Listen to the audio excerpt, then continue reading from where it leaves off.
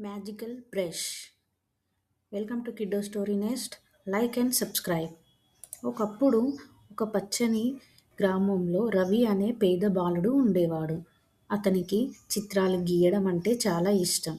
కానీ రంగులు లేదా బ్రష్లు కొనడానికి అతని దగ్గర డబ్బు ఉండేది కాదు. ప్రతిరోజు అతను ఒక కర్రతో నేలపైన, గోడలపైన బొమ్మలు గీస్తూ కలలు కనేవాడు. ఒక రాత్రి రవి రోడ్డుపై పండ్ల బుట్ట పడేసుకున్న ఒక వృద్ధుడిని సహాయం చేశాడు. ఆ వృద్ధుడు చిరునవ్వుతో, "నీ హృదయం చాలా మంచిది బాబు, ఇది నీకు బహుమతి" అని చెప్పి ఒక బంగారు బ్రష్ ఇస్తాడు. వెంటనే అతను మాయమైపోతాడు. రవి అది చూసి ఆశ్చర్యపోతాడు. అతను ఆ బ్రష్ను నీటిలో ముంచి గోడపై ఒక చిన్న పక్షిని గీశాడు. ఆ పక్షి ప్రాణం పొంది ఎగిరిపోయింది. దానితో గీసినవన్నీ నిజమవుతున్నాయి. రవి ఆనందంతో గోడలపైన ఆహారం, బట్టలు, పిల్లలకు బొమ్మలు గీశాడు. అదంతా గ్రామంలోని అందరూ చూసి బంగారు బ్రష్ అని పిలిచేవారు అతన్ని. కానీ ఆ వార్త రాజు చెవిలో పడింది. లోబి అయిన రాజు తన సైనికులను పంపించి రవిని రాజభవనానికి తీసుకువస్తారు. "నా కోసం బంగారంతో నిండిన కుండను గీయు" అని ఆజ్ఞాపిస్తాడు. కానీ రవి తల ఊపాడు. "ఈ బ్రష్ మనుషుల కోసం, లోభం కోసం కాదు" అని చెప్తాడు.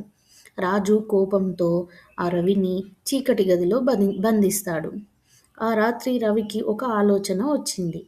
గోడపై ఒక తలుపు గీశాడు. అది నిజమైన తలుపుగా మారి తెరుచుకుంది.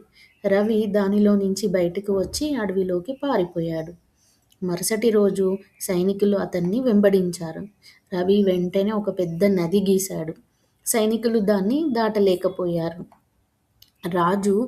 రాజు వచ్చి అన్నాడు, "నాకు ఒక బంగారు నౌక గీసావంటే నిన్ను వదిలేస్తాను" అని.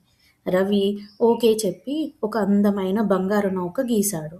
రాజు దానిపైన ఎక్కి రవి దగ్గరికి వస్తుంటే రవి వెంటనే పెద్ద అల గీశాడు. ఆ అలతో నౌక దూరంగా వెళ్ళిపోయింది. రాజు ఇంకా రాలేదు. గ్రామస్తులు రవిని చూసి ఆనందించారు. రవి తన మాయా బ్రష్ను మంచి పనులకే ఉపయోగించాడు. దానితో ఇల్లు గీశాడు, పంటలు పండించాడు, అందరికీ సంతోషాన్ని తెచ్చాడు. ఏళ్ల తర్వాత రవి వృద్ధుడయ్యాడు. ఒక చిన్న అమ్మాయి చిత్రాలు గీయటం ఇష్టపడుతుందని చూసి తనకు ఆ మాయా బ్రష్ను ఇచ్చేస్తాడు. అప్పుడు అతను చెప్తాడు, "నిజమైన మాయ మన హృదయంలో దయలో ఉంటుంది. ఈ బ్రష్ను మంచి పనికే వాడాలి" అని చెప్తాడు.